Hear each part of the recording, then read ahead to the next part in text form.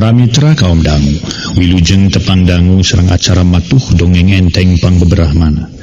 Mang Jaya sapara kanca bade neraskeun hanca dongeng nu katunda carios nyambung judulna nyaeta Jawara Gunung Manglayang. Ieu dongeng pramitra karangan dua tatang ayeuna teh nincak bagian ka-38.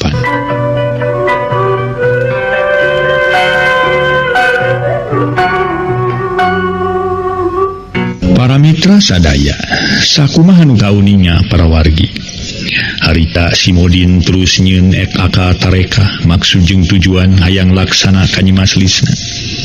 Samalah harita ge si Modin make nemungan Nyimas Lisna sagala bewejana mah cenah para mitra rek pindah ka kota. Leuwih kadinya para mitra aya sabagian kalimat nu kumang Jaya bade diwangsulan deui supados ieu dongeng ngagulusur karaosna. Mangga urang teraskeun. Si Modin ngabohong majarkeun rek bebeja pindah ka kota padahal kitu sotenan. Nu dipalar manehna hayang bisa unggah ka imah Ustad Binata.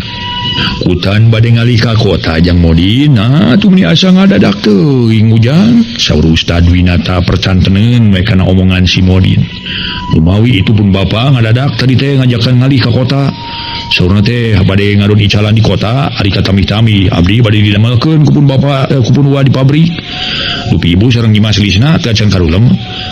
Bapak si Modin marah mai teu nemongkeun semu nu boga niat goreng. Teu acan ujang. Walar Ustad Binata sajelasna. Punten atuh Pak Ustad abdi bade ngaganggu sakedap bade wawartos heula we ka ibu sareng ka Nyimas. Mangga atuh kalebet ujang. Saur Ustad Binata teu boga rasa curiga naon-naon sabab si Modin sakitu sopan. Teu acan kulembu cek si Modin mangut. Teu acan ujang. Palar Ibu Aisyah sedengkeun manahna mah tetep ngageter. Lis ngadameleuteuan atuh sakantenan we Kang ieu Jang Modin. Ulah, lios Lis ulah repotkeun jaran moalami. Pangwe calik-calik sakedap akang aya pisang meugeun. Cek si Modin neuteub seukeut ka Nyimas Lisna. Teu hararese Nyimas Lisna nyaketan bari nyimpen cai kopi sagelas. Haturan ramana teras calik ngareneng sareng ibuna. Nyaeta Jang Modin ka dieu teh aya wawartos sajawawartos ka urang ibuna. Pangemut anjeunna bilih urang deudeupeun atawa icaleun. Ustad Binata ngajalanan. Dupi kitu bade angkat ka mana tuh Jang Modin? Ibu Aisyah neuteub. Sedeng Nyimas Lisna tungkul teu ngaliri ku juru soca acan. Saurna mah bade ngalih ka kota sareng ramana. Geuning meuni teu terang ti angalna. Iraha ujang? Ibu Aisyah percanteun malah manahna janten binga. Ku ayana si Modin rek pindah ka kota moal lain rek ngaganggu deui puter ka putrana. Mawi da aya pamengan mah enjing Bu. Mali anggean sareng paparabotan mah tadi tos dicanak ti payun ku pun bapa. Kieu maksudna abdi wengi-wengi ka dieu teh Pak Ustad oge Ibu. Sajawawartos bilih nu di dieu ngaraos icaleun sareng bilih dianggap abdi teu aya pangajen dina wawartos pisan. Ari bade ngajurungan rencangan asa kirang sae. Mun maksud mah kitu Bu. Dina dinten enjing abdi balik ka kota. Mung langkung ti payun abdi sajatuh maros sakali deui ka Nyimas Lisna. Pilih abdi sabada ngalih ka kota menapi jodoheun. Nanging langkung ti payun bade tumaros ka Nyimas. Pilih ieu we di mana abdi tos gaduh picaloneun lajeng Nyimas ngaros kaduhung. Tumali kitu eta kumaha panggalih Nyimas na bade nampi kana harapan akang atuh moal. We bade nampi kana harapan akang insyaallah sanes akang tos ngalih ka kota ge moal dilami-lami tangtos bade ka dieu deui nangtoskeun perkawis waktosna. Cek si Modin. Akhirna ngalegot tumanya ka Nyimas Lisna. Lamun kitu teh mah panasaran hananya raga katineung ti Nyimas Lisna. Nya asa panggagahna we teh si Modin para mitra. Asa pangkasepna we sadunya gira-gira ge basa-basana kieu teh barbari. Kiranya tinggal dia. Tumali kitu eta kumaha panggalih Nyimas Lisna bade nampi kana harapan akang jeung kitu. Sate acana aya kata aya ieu cariosan. Kibilih kieu we cenah. Di mana abdi tos gaduh picaloneun lajeng Nyimas ngaros kaduhung. Ieu mah ngahinakeun pisan ka istri teh. Eta rasa maneh si Modin boga ieu cenah meureun. Rasa aing pangkasepna sakitu alah bebeungetan siga buta pangsisina. Si bebeungetan siga buta pangsisina teh nah itu kalakuan si Janu we coba si Modin aya gitu dirinya si Modin mun aya pek-pek sekalian tuan. Aduh, kumaha para mitra sadaya Nyimas Lisna barang ngadenge caritaan si Modin kitu. Rupina Kang abdi mah moal tiasa robi deui baleran teh Kang. Kitu we sakumaha tos disanggemkeun tadi nalika akang ka dieu. Atuh akang bilih bae kagungan garwa kanu sanes mangga we ulah ngaraos kahalangan ku abdi. Jalan abdi mah dina waktos ieu teh teu acan aya emutan hoyong ngabangun rumah tangga. Nanging duh ka ari kapayuna mah da asa piraku kasebat jalmi, boh istri boh pamgeut teu gaduh jodoh atanapi teu rumah tangga. Waler Nyi Maslisna tetep pamadegana mah nolak kana maksudna si Modin. Oh, janjen tetep wae Nyi Mas teh moal nampi kana harapan akang. Cek si Modin nanya deui bari netep seukeut di barung hate ngageremet pinuku ka jengkel. Boga rasa ditampik sapajodogan. Nyari teu sawios-wios mah ari Nyi Mas tos kitu mah teu sawios. Akang mah moal bade naros deui. Si Modin tuluy babatukan siga nu serak ti corona. Padahal merek kode ka baturna nu keur ngadedengekeun di luar. Teu kungsi mamanitan batur si Modin arunga. Nu duaan ngajaranteng kenca kataun panto ngajaga bisa nu unggah. Sedang nu dua deui ngadeuketan Ustad Winata jeung Ibu Aisyah. Kege sakali deui Nyi Mas akang bade tumaros ieu. Naleres Nyi Mas teh moal nampi kana katresna akang, moal nampi kana maksad akang anu mulia. Pokna deui siga nu panasaran. Punten Kang sanes abdi nampi pangasih. Mun kumaha atunya dina wangkil ieu mah teu acan kabiruyungan ngabangun rumah tangga. Inggis abdi teu tiasa ngabulaan anu janten saroge. Sanggep abdi ge mangga bade bilih kagungan garwa makan sanes. Ulah ngaraos kahalangan ku abdi. Waler Nyi Maslisna tetep teu narima kana maksud si Modin. Red si Modin geus kitu mah ngareret ka si Komeng kalawan ngiceupan mere isarah. Ku isarah kitu si Komeng surti ngantekna hompet tengah Ibu Aisyah ti tukang. Terus seret keluar Komeng. Teu panasaran sanajan ditampik ari geus ditabus ku nyawa indungna mah. Buru-buru seret cek si Modin. Puguh Nyi Maslisna ngaranjung. Kitu deui Ustad Winata mali Ustad Winata nyirilik bade nyanak garwan. Nanaonan ieu teh nanaonan? Saur Ustad Winata. Alah tong wani-wani ngahalangan Ustad lah. Tingali naon ye? Cek si Tihul. Nyantongkeun congo bedog kana balawa patuangan Ustad Winata. Pilih hiji di antara dua, Prisna. Rek narima kana maksud akang na tetep rek nolak. Lamun narima pasti nu nganjun salamet. Sabalikna lamun teu narima pasti nu aing bakal ngalayang nyawana. Lepaskeun indung aing sa setan iblis. Rek di ka mana ka bawa ka mana indung aing teh? Buru-buru lepaskeun sia. Awas aing rek jeritan. Saur Nyi Maslisna bari nyirilik ngan edas. Katelengesan si Modin lain beja. Harita ararai Nyi Maslisna dikitik sasat kitikan lalaki teh. Bari dibarengan ku nafsu nepi ka Nyi Maslisna ngacerit terus nungkupan rarai. Ari Ustad Winata teu tiasa kumaha lantaran palebah patuanganna disantongan congo bedog ku ti si Tihul. Harita Ibu Aisyah diseret keluar bari tengak dihompet ti pengker. Jaba disantongan congo peso balati ku si Komeng tuluy dibawa keluar. Kacaturkeun para wargi sadaya armada jeung Jang Ishak nu keur ngawaskeun di sisi kebon teh ngaranyu. Sabab ningali Ibu Aisyah keur dihompet tengekna kalawan disantongan congo peso balati. Sedang si Modin ngagusur Nyi Maslisna, tapi si Modin can turun sabab Nyi Maslisna teu terjelan. Arkideu, sering apal ka jelema nu keur ngahompet beung si Ibu Aisyah? Armada nanyakeun ka si Arkileu. Apal?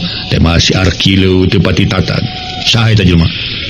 Ngompet Ibu Aisyah mah anak buah Modin ngaranna si Komeng. Hari itu keur ngenyang leungeun geusna. Kang balik sia bisi parieskeun beungna ku dewek sia jawab sia. Nya itu mah Kang Modin. Tema si Arkileu kakara ngajelaskeun atuh puguh eukeur mah eukeur. Armada rek ngayakeun balitungan tina perkara indungna Palastra tas diperkosa jeung disiksa ku si Modin. Kari-kari ayeuna mireungeuh kajadian kitu teu matak aneh lamun seug amarahna Armada jadi nguntab-nguntab. Kurang ajar sia iblis. Rasakeun pambalasan ti aing sia bangsat. Cek Armada mending ngadeg-deg nafsu. Srat. Siku-siku si wulu-wulu dicabut. Tuluy mapatkeun heula ilmuna pangwaris ti uyut sagarana bari ngusap siku si wulu-wulu 3 kali. Geus kitu serabat lumpat buru kaburuan bumi Ustad Winata. Sedang congo siku si wulu-wulu disantongkeun ka hareup. Lempengan leungeun si Komeng nu keur nyantongkeun coko peso balati kana tengek Ibu Aisyah. Nya ampuhna siku si wulu-wulu harita peso balati ngadak-ngadak ngacleng tina leungeun si Komeng si gaeu nepak. Puguh si Komeng ngaranyu geruwas. Sabab peso teu puguh ngacleng, malah Ibu Aisyah leupas tina hompetan tengekna leungeunna. Beretak Ibu Aisyah lumpat nebihan si Komeng. Bangsa sia. Saha sia teh? Si Komeng nyentak jeleng si Modin ge luncat ti tepas kaburuan. Sabab manehna apal yen eta teh Armada. Dewek nok ngayakeun balitungan pati jeung manusia-manusia biadab sia.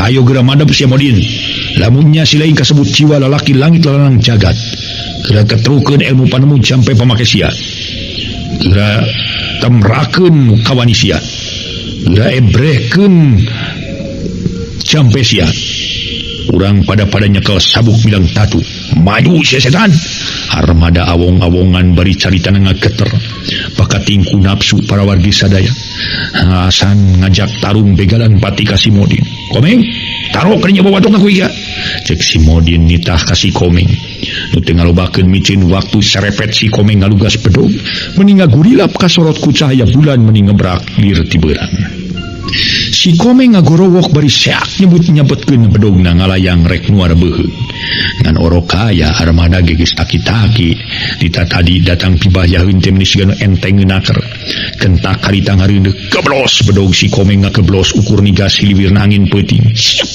bedog si Komeng nyusul tepus nyasar ti handap rek nyacar bolang suku armada celepung armada rikat ngajaul terus ngaculalit dina siraheun jadi lawan celek armada napak deui geus nyampak tukangeunana bangsat iya araheun mah tukang cuur sia deuleu cek armada kasar beuki nimulkeun panas hate nu jadi lawan ngaso heula para mitra sadaya ngaso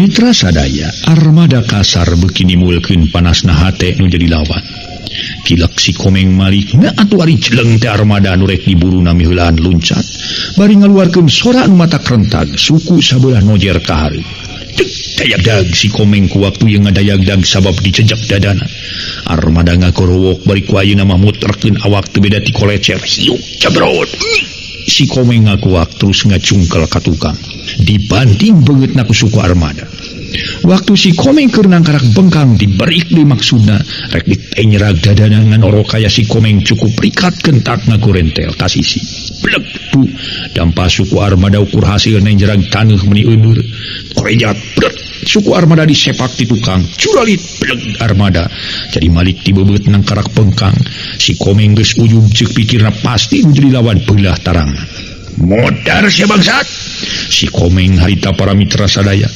jeung armada sarua pada ngaluarkeun sora harita si Komeng ngagorowokna bari ngangkat bedog rek narok tarang armada ngagorowok bari ngajol kaluhur kalawan miheulaan ngajejek dada temahna si Komeng jajari jegan ka tukang korejat seak bertuk leungeun si Komeng disepak celeng bedogna ngaceleng jauh naker keur kitu dua jurus sajajar dugdeg ngahujanan dada teu wudu si Komeng kalawan kawalahan ngayonan lawan cacakan ku harita armada lemor sabab siku si wulu-wulu diselapkeun dina beubeurna duka anu jadi lawan dianggap enteng duka teuing niat ngagunakeun andalanana harijang Ishak harita nyerangkeun bari ngajaga si Arkileu bisi mabur armada ngakurowok bari ngabantingkeun suku ngahancak kana beubeuh cabrod lengak bleg si Komeng ti beubeut deui irungna geus boborot ku getih celeng armada luncat ka hareup muru deui si Komeng nu keur dadayag-dagan sanggeus deukeut kek beheungna dicekek terus diseren kana tangkal cau gero si Modin ngagero ka si Warsim sim serang loe pokna teu hararese si Warsim nyuruntul rek nyuruhkeun congo bedog kana kakemplong armada bari ngagorowok sangkan armada sentar harita para mitra sadaya datang seorang ngagoak tari atuh si Modin ngarasa bunga sabab si Warsim hasil nyuduhkeun congo bedog barang ditegas-tegas si horeng nu ngagoak teh awakna merenting teh baturna sorangan tayalian ti si Komeng katiluk bobokongna sabab harita waktu ti Warsim geus nampeu armada leuwih rikat ngabalikeun awak si Komeng atuh temahna congo bedog si Warsim nyalahan niru kana bobokong si Komeng cari jeg si Komeng jajari jegan peruk rubuh nangkuban awak kuyang getih ku dasar kitu si Warsim tamah nafsu manehna malik bari nyabetkeun pedog ti gigir rek mapas tak-tak ngan orokaya armada asa tamah jaringas rikat ngadoyongkeun awak ka beulah kenca bari suku sabelah ditarik ka tukang koleweng bedog si Warsim ngoleweng harita teh kilak malik deui maksudna rek nyusul tepus bedog di sada ngahiuk nyasar tihana prek nuar suku hanya kal gagal eleh rikat ku armada ngajaul dampa suku armada hasil ngajejek kana sirah solontod si Warsim nyolontod sanggeus armada napak deui kana tanu seak leungeun si Warsim disepak bedogna ngaceleng ka sisi krejet si Warsim ngarejet leungeunna asa cang hamlinga meni asa ngeleper para mitra sadaya. Armada ngaluarkeun sora cebrod suku nu kencang hanca kana dada dayagdag si Warsim dadayak dagaan siga nu dibedol ka tukang. Armada ngaluarkeun sora bari ngarontok si Warsim bleg rubuh nang karak pengkang keur kitu teu dibere minge dada si Warsim ditotong ku siku katuh si Warsim kuat ka ongkek gelek-gelek keluar getih tina sumur. Geus dua urang jadi lawan ngajoprak di buruan Ustad Binata. Cileng si Tihul jeung baturna saurang katelah si Udel. Laluncatan meh bareng bari bedog ting kolebat. Ti kenca katuhu rek munggel jangga armada. Aya ku edas karancingisan armada hebat naker. Sakitu pibahyaeun datang ti dua jurusan kentak ngareuneuh. Bari suku katuhu ngejat ka gigir. Bareng jeung kitu dua sikuna teu antepan notong kana hulu angan dua lawan. Cenah para mitra kadenge sadanu ngaharekeng semu seueul nganduka saha nu jelas mah duanana harita pating poyongkod tapi sakitu mah kawilang tarahan keneh kentak laluncat si Tiwu luncat ka tengah si Ude luncat ka sisi sabab armada rek nyusul tepus ku tenggelan kepang. Atuh para mitra ku waktu ieu keur armada ngarasa seueul dunge seranganna gagal modar si bangsat si Tihul garang manehna nyerang deui bedogna ngolebat rek nguar cangkeng siat armada rikat depa plos bedog si Tihul nyamos ukur nyabet angin peuting korejat armada ngorejat deui seak suku si Tihul disepak ti tukang atuh puguh we asa direngkas harita si Tihul ngajuralit keur kitu leungeun katuhu anu keur dipake nyekel bedog ditewak palebah pigeulang malah rada diparieuskeun ka tukang sedang siku armada nu kenca teu antepan notog kana cukang irung cerot si Tihul ngarahu cereleng getih tina liang irungna bijil atuh bedogna murag raganyang si Tihul diangkat meuli bangun nu hampangeun naker. Kabireungeun harita para mitra si Udel nyuruntul beleuwer si Tihul anu tas ngangkat dibantingkeun ka si Udel bru duanana rubuh si Udel nangkarak bengkang si Tihul ngajoprak sisi pagar sirahna baloboran ku getih si horeng katodel ku seseukeut bedog si Udel teu gila si Udel ngorejat deui nafsuna beuki angot terus ngapubat babitkeun bedogna siga nu edan-edanan sabalikna ke armada beuki cingcing carincing page kancing saringsat page iket. Si Udel terus ngapereg akhirna armada nyeret ka sisi pagar. Si Udel ngaluarkeun sora ti ditu mah ngarentageun hate nu jadi lawan. Bari nyudukeun congo bedog nu nyolocos di lempeng kana kekemplong armada.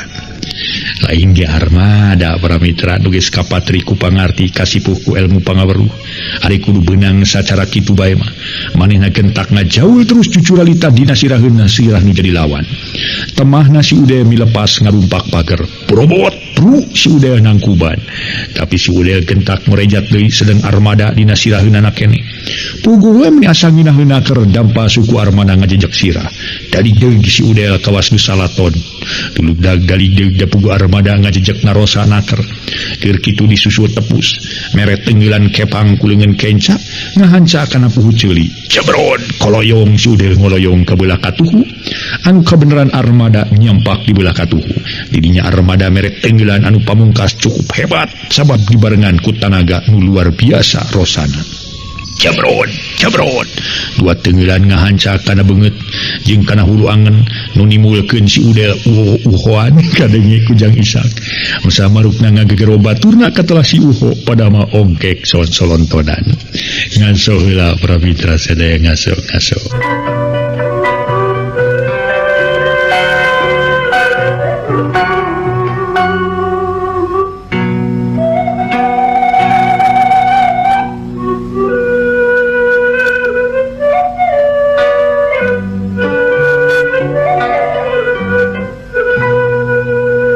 Para mitra sadaya uho ongkek harita parawargi bari sosolontodan tina sungut anu biji ramai disangka ku Jang Ishak mah peujitna bijil si Udel si horeng kangkung daksiran waktu rek indit daheula jeung angeun kangkung nyaan armada garangna sakituna mah nu jadi lawan keur pabalongkengan teh teu dibere minge gempuran pereup katuhu ditaker notong kena dada jebrot si udah ngaguak terus ngacungkal teu budi deui. Opatan anak buah si Modin eueuh nu mangga pulia kabeh ngacaloprak kari manehna sorangan. Didinya si Modin hemar-hemir sabab ningali gerakan armada cepet naker jeung boga tenggelan berbobot. Ngan manehna boga rasa hariwang lamun seun jati pakalangan, mangkaning Ustad Winata Saputra Garwa nuju nyerangkeun ditepas. Kilek armada malik ka si Modin sarta nyarita dibarung ku amakan ngahegap. Kesa ngoprot teu beda tas mandi da puguh tas tarung sakitu lilana jaba ngayonan opat lawan. Bangsat kotok sia, tukang tibu, montong ngamanoran wae Andika. Geura bangka teu kakak teu gaing ye. Nu disangka ku Andika tukang ngarujit kahormatan wanita. Maju sia bangsat. Armada awong-awongan tadi keur si Modin ngarasah marmir sote.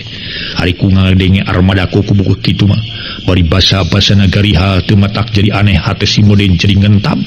Panas manehna nemong nemal ongkoh ngerasa era lamun teu ngayonan pisan. Bau sia bajingan. Sia si Modin teu ngalobakeun deui nu dipikir manehna luncat ka hareup. Bari ngagunakeun pedog anu ngolecer rek napas heula armada. Tapi keur armada teh eleh kesit manehna ngadoyongkeun awak. Bari ku ayeuna kakara ngagunakeun anelan siku si wulu-wulu. Sewok mukrak bedog si Modin ditada. Punya biji kembang seuneu. Siet lep armada ngalapkeun sirah. Sabab rek dipunggel jangga muk bedasur armada ngalucaul ke sukuna rek dicacar bolangkeun. Celek armada napak deui kana taneuh. Acan ge ajeg bener si Modin geus teu sabar nyuruntul. Rek nyuduk beuteung ku congo bedog. Ngan untung armada cukup rikat kentak ngejat ka sisi. Bareng jeung kitu siku si wulu-wulu teu antepan ngabanting bedog ti gigir. Hiuk beletok bedog si Modin ukur sakali ngabanting potong jadi dua. Sakedapan masih Modin ngaranyug leungit anelan. Armada malik nyerang datang ti gigir. Bari andelanana siku si wulu-wulu diembat ngancam sirah. Ngan orok kaya si Modin oge teu eleh rikat kentak manehna ngareuleuh. Siku si wulu-wulu nyusul tepus ngolebat ti handap rek ngabajeg bincurang. Belesur si Modin ngajaul. Malah ku ayeuna make bisa cucuralitan samodel armada sagala. Atuh belesur armada budak kaluhur. Sae duanana narapak deui kana taneuh. Sep siku si wulu-wulu diselapkeun deui kana sela-sela beubeur. Sabab si Modin lemor. Ongkohan armada lamun anu jadi lawan geus lemor taradaek ngagunakeun pakarang. Ongkohan para mitra aya kitu ti uyut sagarana. Serog si Modin mere pasangan di barung panon merong kanu jadi lawan. Kitu deui armada ngebrehkeun gerakan jurus-jurus dibarengan ku ngaluarkeun napas.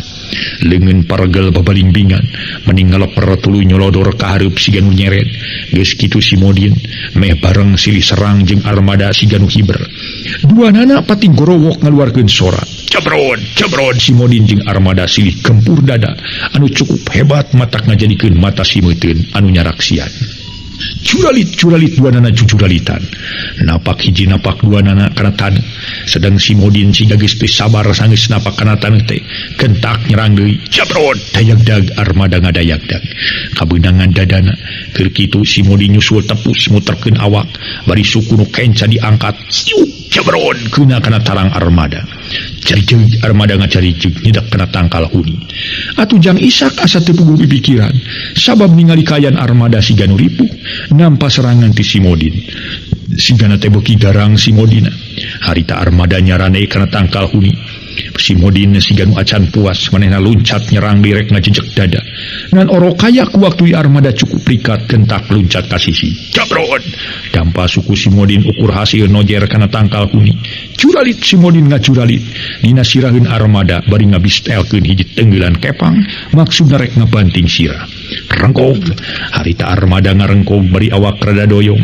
Sedang leungeun kenca ngarawe leungeun si Modin. Nan dicentok ka handap. Si Modin paramitra siga nu nutug. Keur kitu palebah cukang irungna pisan dipapag ku tenggelan nu cukup rosa. Cebrod lengak si Modin ngalengak.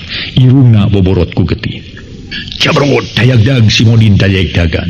Siap armada nyusul tepus. Ngabistelkeun dua gempuran jurus ting calebrod kana dada. Jurus hujan silantang ngaranna paramitra jurus sakembaran. Atuh puguh we ku waktu ieu si Modin rada kawalahan oge manehna ngacungkel.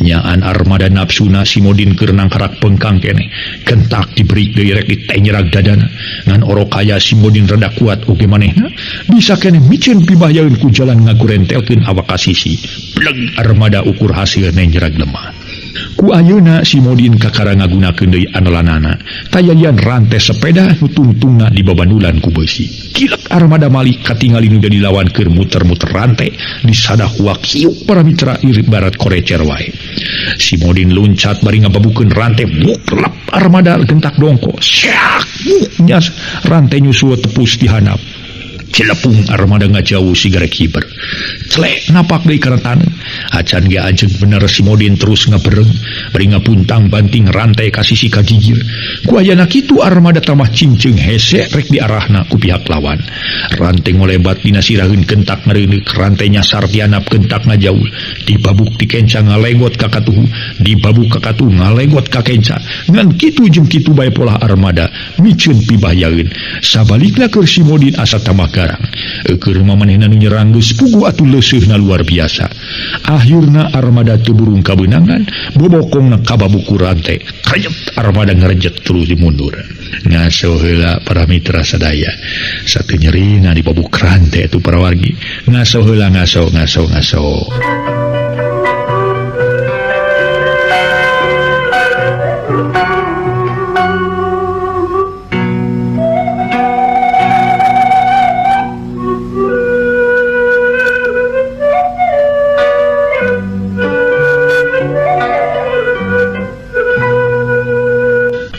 mitra sadaya geus kitu armada bea kasabaran manehna kakara ngaluarkeun di andalanana seret siku si wulu-wulu dicabut tina sela-sela buburna terus ngawatak elmuna sedang si Modin keur muter-muter rantai dina siraheunana di sadangah hiu si Modin nyerang deui ngababukeun rantai rek ngahanca sirah ngan oro kaya armada geus ngusap andalanana 3 kali tuluy diacungkeun berasat tina tungtung siku si wulu-wulu kaluar seuneu meuni nyebrot kana rantai kurubung si Modin ngagurubung rantai dilosetkeun taksiran karasa panas harita rantai ngalumbuk dina taneuh teh pargat puguh ningali kitu masih Modin ngaheungge malah mencrong kana rantai ampir bubuk didinya armana beakeun nafsuna nu jadi lawan keur mencrong kana rantai teu loba micin waktu ngan kajeleng armada luncat ka hareup ngajejak ka dada dayak armada ngaluarkeun sora lamat bari awakna muter cebrot beungeut si Modin dibanting ku suku lengak dayagdag si Modin ngalengak terus dadayak-dagan